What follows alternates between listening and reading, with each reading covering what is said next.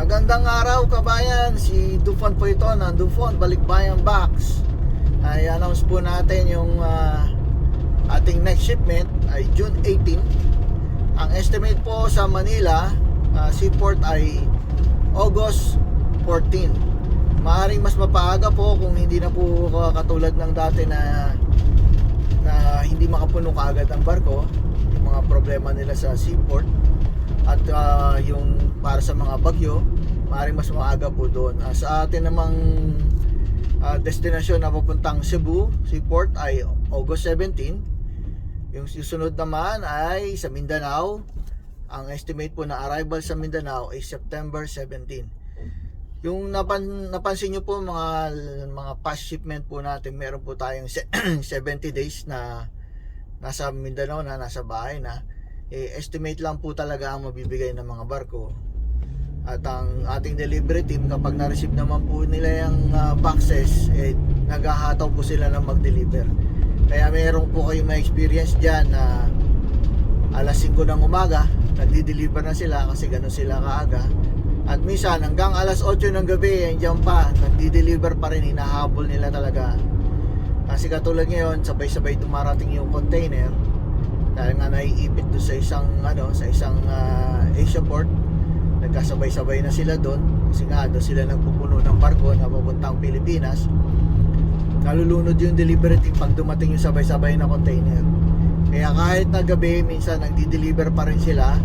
At yung patuloy namin sinasabi sa inyo na kahit umuulan, nagdi-deliver sila. Sagutin nyo po sila at i-deliver pa rin nila yung box nyo. Yung advice po namin na i-tape wrap yung box ng clear tape, hindi plastic wrap po. Kasi plastic wrap, kapag doon dinikit yung tracking number, ang plastic wrap ay napupunit kapag ini-slide yung box. Sa loob kasi ng truck, hindi yan dinadali, hindi na yan binubuhat, ini-slide po yan. So kapag ini-slide yan, yung plastic wrap mo, mapupunit po yan. Doon nakadikit yung tracking number mo. So malo-lost track ka, magkakaroon ng delay dahil hindi nila yun i-deliver ng walang tracking number. Iladali nila yan ulit sa warehouse, ipapahanap kung ano ang tracking number. Tapos sa mga tawag ito, mga kabayan natin na kapag nagpa-follow up, mainit ang ulo diyan sa Pilipinas. Hindi porket nasa Pilipinas kayo ay natatakasan nyo na maka-insulto kayo ng mga delivery team. Nandiyan din po sila. Pwede po silang mag-decline ng service sa inyo. Kung bastos kang kausap, sasabihin nila sa inyo na ganito, kung ayaw mong makipag-cooperate sa amin, gusto sana namin i-deliver yung box mo, kunin mo na lang po sa warehouse. Kasi balasubas kang makipag-usap sa amin. Napapagod din kami, nagdi-deliver kami, mainit, maingay ang truck sa loob. Katulad nito, yung van, van pa lang to, maingay na, merong noise. Isipin mo pa yung truck kasi yung makina nasa ilalim ng inuupuan nila, kaya maingay doon. So kabayan, yung mga nandiyan po sa Pilipinas, kapag nagpa-follow up po kayo, be nice. Kasi gusto nilang ma-deliver yung box nyo. Habang tumatagal yan, mas nalulugi kami. Kailangan ma-deliver, mas mabilis, mas maganda. Mas mabilis ang turnover ng pera sa amin, ng kita. Ayaw namin yan na hinahold. At hindi kami nag-iibit ng mga boxes na patagalin. Hindi naman nanganganak yung box na yan. Kaya be nice lang po. Wala pong bastusan kasi mababait naman po yung sumasagot yung customer service natin sa Pilipinas. Yung mga hindi po kasi yung mga napansin namin yung mga ganyan na mga balasubas, sila yung hindi marunong mag-tracking online. Pwede naman pong humingi ng tulong ng maayos paano po i-track ito online. Pwede naman ganun. Pero yung mga hindi po updated, yung pala hindi marunong mag-track online, hingi ng telephone number ng delivery team. Sasabihin namin, paki-track online po kasi po hindi naman po kami nakaka-memorize ng tracking number mo. Automatic yun kapag alam mo tracking number mo, maitatrack mo yan online, makikita mo na kung ano yung mga request mo. Kung humingi ka ng telephone number ng delivery team, ilalagay nila yan dyan. Ngayon, kung sakaling hindi nila ilagay, yung customer service na kausap nyo, siya na yun. Tsaka usually, ang nilalagay doon, yung telephone number ng delivery team. Hanggat hindi pa nilalagay yung telephone number ng delivery team, hindi pa rin naka-assign yan sa team na magdi-deliver. Ibig sabihin, hindi pa na-load sa truck na yan. Or yung truck na yon, wala pa yung driver dahil nagda-drive pa ng isa pang truck. Kasi nangyayari yan, palit lang ng truck, bababa yung driver, sasakay sa isa pang truck. Kasi yung isang truck loaded na, naka-advance na yon at nakagawa na yung ruta niya, yung plano niya. Hindi yung habang nag-load sila, yun din yung aalis niya yun na na pinaplano. Kailangan may nauna na truck na na-loadan, tapos nakapila na yung biyahe niya, papaano ang ruta niya. Ngayon, katulad niyang ibang mga customer natin na hindi naglalagay ng contact number ng consignee, nilalagay isa lang, walang alternative. Kapag hindi sumasagot, papaano i-deliver agad? Like last night, meron kaming customer na alauna ng madaling araw, talagang kinontak ko siya dahil hindi daw sumasagot yung consignee. Simula pa ng alas 6, tsaka alas 8, tsaka alas 9, tsaka alas 10. 4 na beses sila tumatawag at nagte-text, hindi sumasagot yung consignee. Kung hindi ko tinawagan o hindi ko na i-text kagabi, nitong madaling araw yung customer, hindi nila sasagutin yung tawag ng delivery team sa Pilipinas. Sobrang kampante nung sender dito. Ang sabi niya, yung number na yan gumagana. Pero gumagana pero hindi sinasagot. Kailangan po yung sumasagot ng number ilagay nyo. Dalawain nyo na po yung number ilagay nyo. Kaya nga po dun sa box natin may nakalagay na primary tsaka alternative contact number. Yun po yung nakakatulong na mapabilis ang delivery. Salamat po pala doon sa mga kabayan natin na mahaba ang pasensya, yung patuloy na sumusuporta sa amin.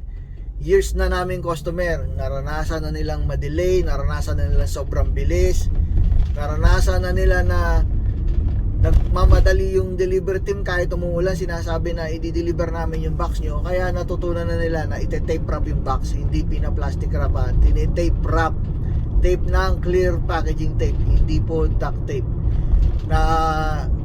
Nakita ko rin po yan, meron kaming customer na papasalamat na sabi niya, kung hindi ko natutunan to, siguro bugbog pa rin yung box ko hanggang ngayon. Dahil yung pala totoo yung sinasabi mo, kuya, na kapag naka-duct tape, kapag ini-slide yung box, dumidikit sa sahig. Kapag dumidikit sa sahig, nabubugbog yung gilid dahil tinutulak yung gilid ng box.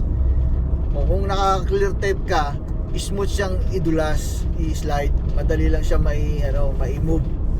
So hindi siya nabubugbog yung box. Malaking tulong. Tsaka mas magandang waterproofing siya. Yung customer na yun na nagpapadala sa amin, sabi niya, I never doubt on you. Matagal na akong customer mo.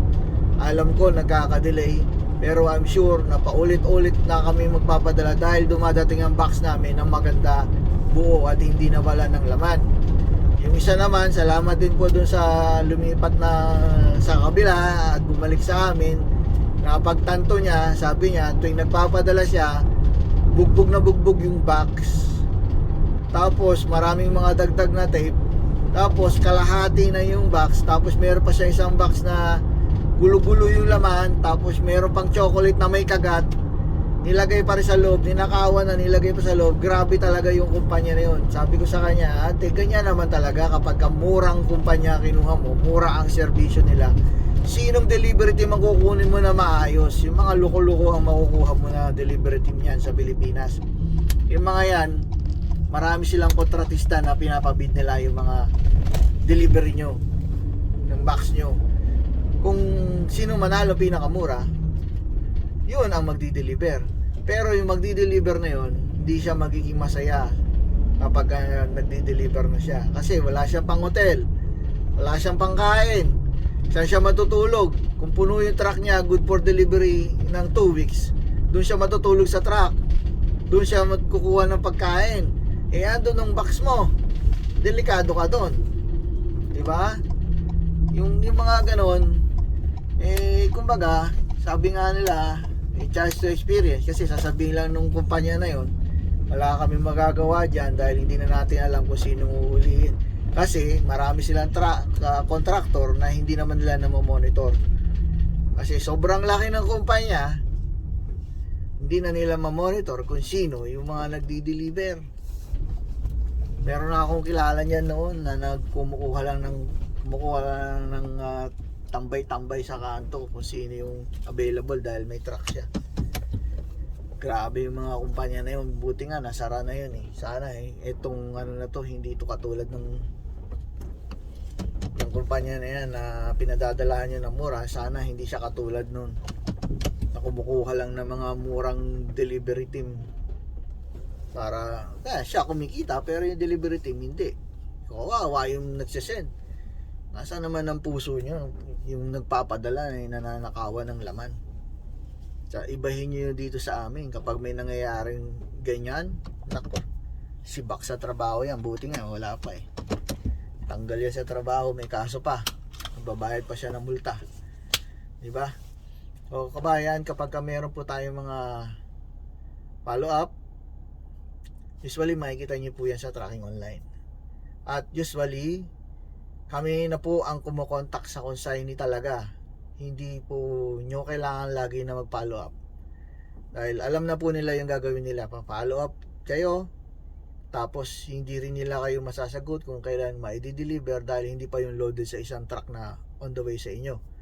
Kapag na-load na yon, sa kanila masasabi kasi may ruta yon. Everyday may ruta yon. Ngayon, kaya nga sinabi ko, minaabot minsan sila ng alas 9 kasi minsan yun na yung last stop. Yung susunod na biyahe nila sa malayo na. Kaya kung hindi sumasagot at hindi na ma-deliver, pupunta na sila doon sa malayo. Doon na sila mag-start ulit sa umaga. Yung hindi nasagot na yon, after 2 weeks ulit sila ma-deliveran dahil saka lang makakabalik yung truck at maglo-load na naman ng bago. Hindi porket box mo ay isa lang ang laman ng truck, hindi pwedeng mangyari yun na box mo lang ay i-deliver. Meron tayong priority delivery team. Ang truck na yon ay kaya mag-deliver good for 3 days. Puno siya. Kaya yun na yung pinaka-priority, magdi-deliver siya ng mga kailangan ng mauna. Usually yun yung mga na-delay na box. Kaya po yung mga customer namin na mga naghahabol dati ng oras at sinasabihan namin sila, sagutin nyo lang po yung tawag kasi naka-priority na yung box nyo. May di-deliver yan.